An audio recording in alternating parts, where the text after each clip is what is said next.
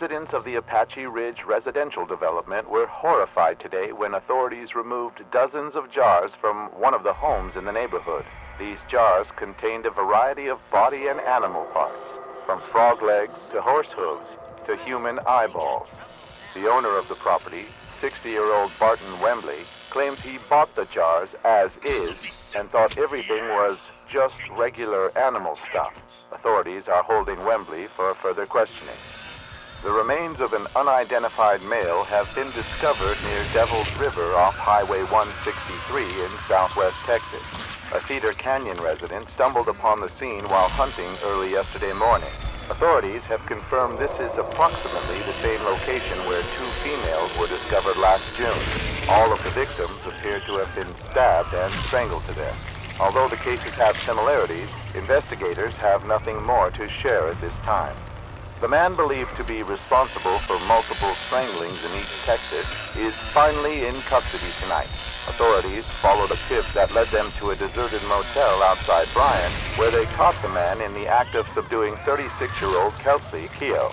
The man, whose name is being withheld, claimed he and Kelsey were participating in an agreed-upon way and that he had no connections to the murders that have plagued the eastern part of the state since last June. 3 adolescent vandals have been terrorizing the city of Lexington, Texas, with horrific depictions of famine and the macabre. Nearby active officers may involve remote Odessa sheriffs investigating evidence authorities locally intercepted years ago. The grotesque animal dioramas, composed of fox bones, have appeared in the two cities, yet their connection is unknown, but not likely coincidental. The youths are believed to be sisters, but authorities cannot confirm nor deny potential lineage. Citizens are encouraged to report any findings to the police. 6 reported cases of suspected food poisoning have led authorities to recall all meats sold through the Delverson meatpacking facility outside Coleman, which in turn led to the arrest of plant supervisor Justin Austin. 40-year-old Austin admitted some of the ground chuck produced by the facility had become tainted when several rats were discovered to have fallen into the processing unit. And Mr. Austin did not halt production nor notify city health inspectors. He is currently awaiting trial.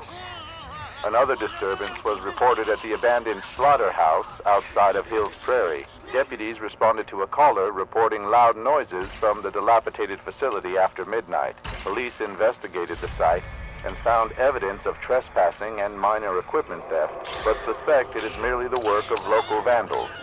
What should have been a night of memories and celebration turned into a scene one witness described as hell on earth. Teenagers at Dutton High School were celebrating an otherwise uneventful senior dance when 2 local men, identified as 43-year-old Hackett Wayford and his 24-year-old son Grant Wayford, entered the gymnasium with a variety of bladed weapons and began attacking those inside. 6 students, all members of the football team, managed to subdue the men before anyone was severely injured. Matthew Hickory, one of the boys responsible for ending the nightmare, told reporters that the 2 men were freak strong, like bulls or something. Authorities arrived and were able to arrest the men, who are now in custody. New details have emerged in the grisly string of murders that littered Interstate 40 during 1971 and 72. Known only as the terror of I-40, authorities say an unidentified woman spent years hitchhiking from Texas to California, where she viciously murdered several truck drivers and 3 other young women along the route.